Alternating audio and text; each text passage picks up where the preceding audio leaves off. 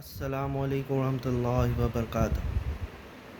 The Quranist who claims themselves to be the Ahle Quran, although Prophet peace be upon him has used this word Ahle Quran in Sunan Ibn Wajah, where he said that amongst the people of Allah are those who are called Ahlul Quran.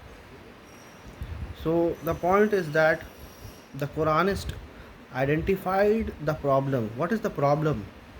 The problem is Hadith dogmatism.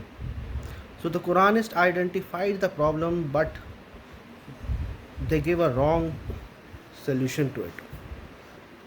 Now, what I mean by that, the thing is that we agree that Hadith dogmatism is a big problem amongst the Ummah, where the Hadith supersedes the Quran, the Hadith abrogates the Quran, the Hadith they say that they tried that explains the Quran.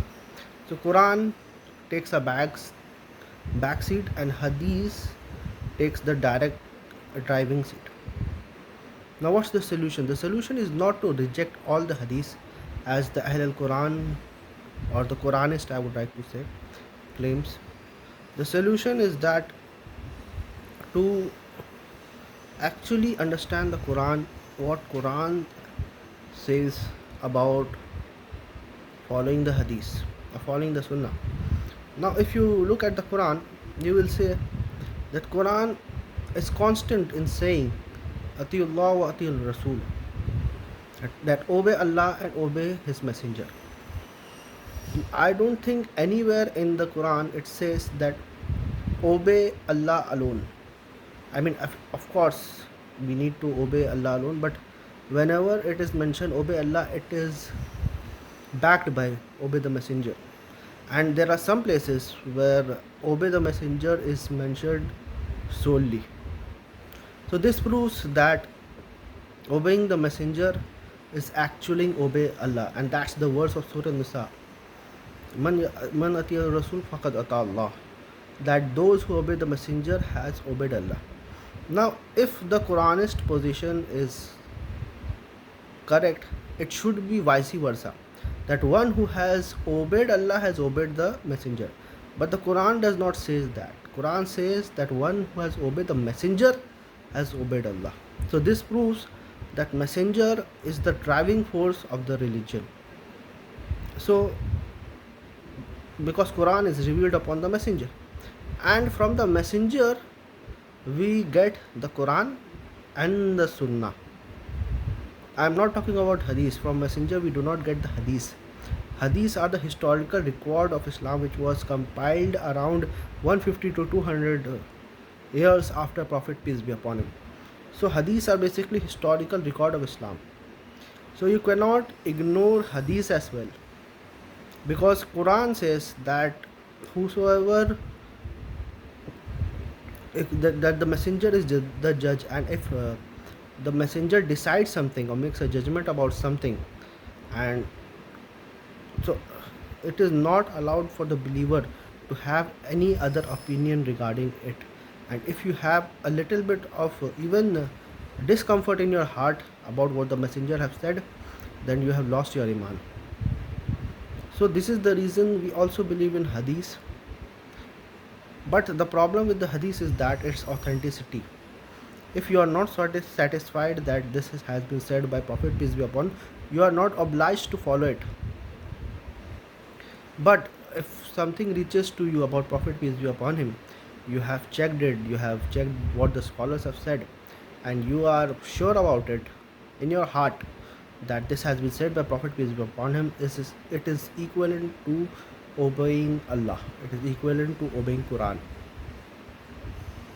So this is the difference between obeying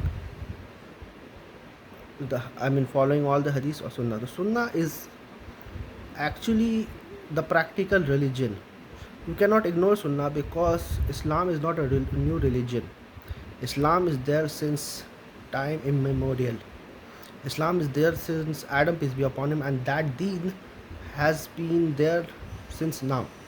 So many people ask that why there is no Now there are some absurd interpretations of the Quranists regarding when they are asked what are the methods of the praying, how many rakats are there in the prayers. So they give some absurd interpretation. Although the method of praying is not mentioned in the Quran, the reason why the method of praying is not mentioned in the Quran is because the prayer was already present before the Quran. As the Quran says, the Hajj was already there before the Quran. The Roza, the Psalm was already, the Siyam was already there before the Quran. So anything which is before there the Quran, and it is easy to find out why would the Quran mention its method.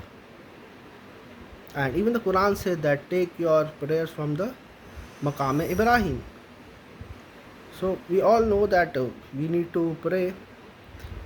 So the prayer was there since Adam, peace be upon him, and in Arabia the prayer was there since Ibrahim, peace be upon him. This is what it proves.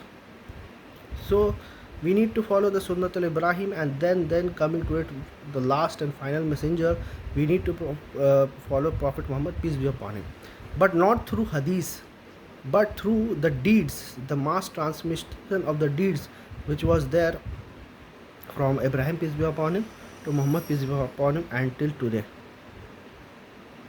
This is the main difference between Quranist and us. And even the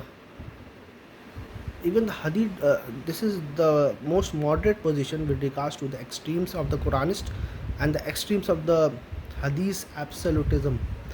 And they say that Quran does not give method to pray, but even the hadith does not give method to pray from starting to end. If you read any hadith, it's only commenting about certain aspects of the prayer, and they are not initiating the prayer. They are actually commenting about certain aspect of the prayers, and the full prayer is not mentioned in the hadith. It's there in the, it's like a jigsaw puzzle. You need to arrange it, and you cannot arrange it when if you do not know the prayers beforehand. So that's the problem with the hadith also. So we don't need to be hadith dogmatist, and as well as we don't need to be an hadith rejecter. We need to be an hadith relativist, which means that we need to follow hadith as a footnote of Quran and Sunnah, not as a substitute of Quran and Sunnah, not as something which has a higher authority than that of Quran and Sunnah. And Quran and Sunnah is mass transmitted, unlike the hadith.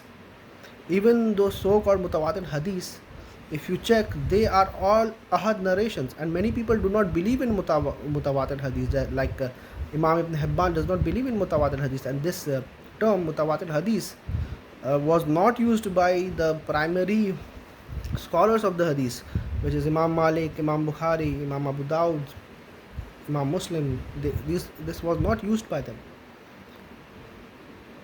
So we need to be careful about hadith, and we need to differentiate between the hadith and sunnah, and that's how we place hadith. We do not reject hadith, we need to place hadith in the correct hierarchy, that is Quran, Sunnah, and then comes the hadith.